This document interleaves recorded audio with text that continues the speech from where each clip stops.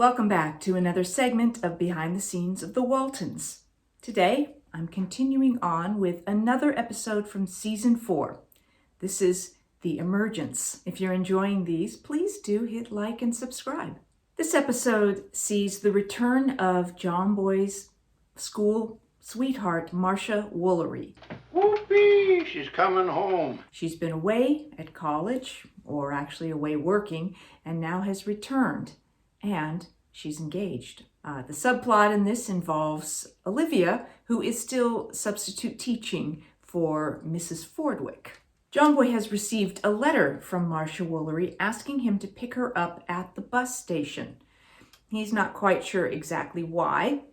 She arrives and shortly announces that she is engaged to someone that John Boy doesn't know. But she's sending out a lot of mixed signals. She's flirting with him, but then when he goes to make a move on her, she reminds him that she's engaged. So John Boy is completely confused about what all these signals mean. And of course, because it's Marcia Woolery, she's just testing. She wants to know that John Boy has missed her. She'd rather have every boy interested in her than be satisfied that she has someone that she apparently wants to marry and that that's good enough. Well, it's not quite good enough for Marcia Woolery. John Boy eventually meets this man, Frank, and he isn't exactly one to inspire confidence that this is going to be a good match or an equal match. He has a habit of really belittling Marcia and putting her down. And one of the things that Marcia does is she wants John Boy to take her by the house that she grew up in, that now her parents are gone, and Marcia plans to sell it. So she wants John Boy to help her put up a sign and get a notice put up in the paper. And John Boy is, of course, suspicious. He wants to know if Frank knew about this piece of property before they got engaged. Now, of course, Marcia is immediately insulted, thinking that John Boy is implying that he only wants her for her money, which is not, it is what John Boy means, but not in the way that Marcia thinks he means it, that she wouldn't appeal to someone unless there was money involved. But John Boy's really just being protective and finding himself attracted to this new Marcia, and I think it confuses John Boy, despite the fact that he has already said he has no intention of getting back together with Marcia, doesn't want her, trying to confuse him again. So John Boy's struggling with all of this. John Boy's take on Frank is none too subtle, as you hear in this statement. She's not going to marry that. Of course, Mary Ellen can't help but tease John Boy about Marcia. Just more of that fun relationship between John Boy and Mary Ellen. At one point, Marcia explains to John Boy why she's marrying Frank, that she had these dreams of going to work in this shop and working her way up from being in the stockroom to maybe becoming a buyer, but she feels that she's not bright enough to accomplish these dreams. And so, Frank is sort of what she feels is her best option. And I just thought that was sort of sad that, particularly in earlier eras where women felt that they didn't have a lot of options, they didn't have a lot of job options, they were expected to marry and raise a family, which is fine. But if a woman didn't feel like she had choices either in finding the right man to marry, someone that she could really have a happy marriage with, then she could end up settling for someone and not be happy, or if she couldn't find a job. So it was a little sad to think that Marcia didn't value and think enough of herself to feel that she deserved better. And it made me wonder how many women find themselves in this position in earlier eras and perhaps even still today. Feeling that Marcia should have more options in her love life, John Boy decides to take her to his school dance and let her meet some other men.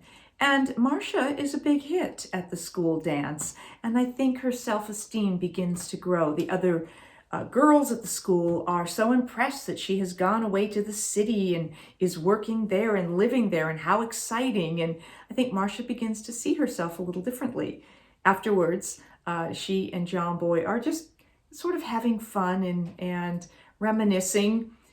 Frank, who has gone away to get this letter, he wants Marcia to release the funds for her family house, and he needs some sort of a letter. He's gone away to get that, and he comes back and finds John Boy and Marcia, and they're not even doing anything, but Frank gets the wrong impression, comes over and punches John Boy and grabs Marcia and accuses her of cheating on him and basically breaks up with her.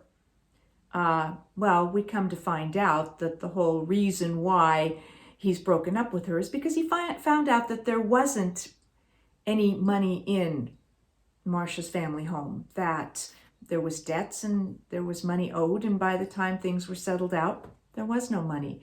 And Frank needed this money, just a little more money for a deal he had, and Marcia thought that was okay, but I think she is relieved to now be off the hook.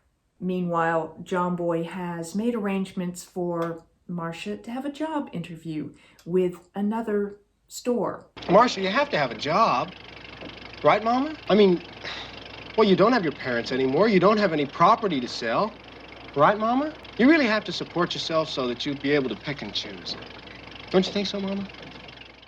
And she does have this meeting, and she ends up in a flirtation with the boss, gets the job, and also a date with the boss. So we are led to feel that Marcia's going to do just fine for herself. As a substitute teacher, there is a young boy, Samuel, who everyone thinks is simple. And he misses a lot of school because he's needed on the family farm for the harvest season and things like that. When he comes back to school, he isn't doing well, and Olivia is concerned. She feels like he just needs an opportunity to catch up, and she wants him up front because she realizes that perhaps he doesn't see the board from where he's sitting in the back, but he's very tall and he's not usually sitting in the front because he blocks the other children's view.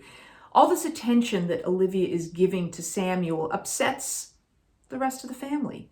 And in the meantime, there is someone from the school board who has been sent to check up on Olivia as a substitute teacher. And he has a lot of opinions about what Olivia should and shouldn't be doing and how she's running her classroom, because she has a lot of what he considers unorthodox methods. And he feels that the head of the school board would also feel the same way.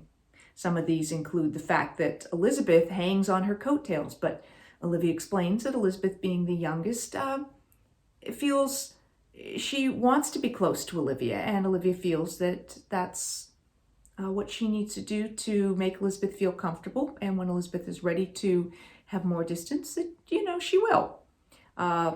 So along the way, Olivia is determined that she wants to give Samuel the very best shot he can. The other children, Ben and Jim Bob and Elizabeth and Aaron, we're all we thought it'd be great having Mama as our teacher and feel like, we want her to not treat us like her children, but then we're upset because she seems to not treat us like her children at all. So she can't quite win in this situation with any of the family.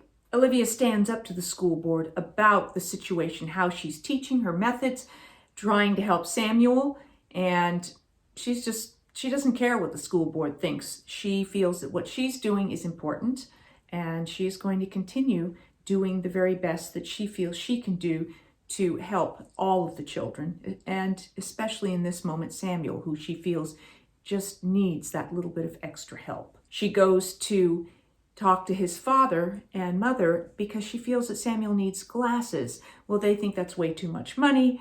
Olivia ends up with a solution. They end up with an idea to go to the 5 and 10 store and find him, rather than prescriptions, just sort of over-the-counter glasses. So Olivia takes him and he tries on all kinds of glasses, and you see the amazement for this young man when he finds a set of glasses that work for him, and suddenly everything that he can see and all the possibility that this opens up for him. And it is a moment of triumph for both Samuel and for Olivia. Ultimately, a successful ending for everyone. Samuel is now able to continue with his education. Marcia has found a new self-worth. John Boy has realized that as much as he has enjoyed his relationship on and off with Marcia, Marcia's not the right girl for him, and she knows John Boy is not the right boy for her. So life goes on with the Waltons, and everyone is a little wiser and richer for the experience. That's what I have for you for this segment of Behind the Scenes of the Waltons, about the episode from season 4, The Emergence. I'll be back with more Behind the Scenes of the Waltons and more Ask Judy. Thanks for watching.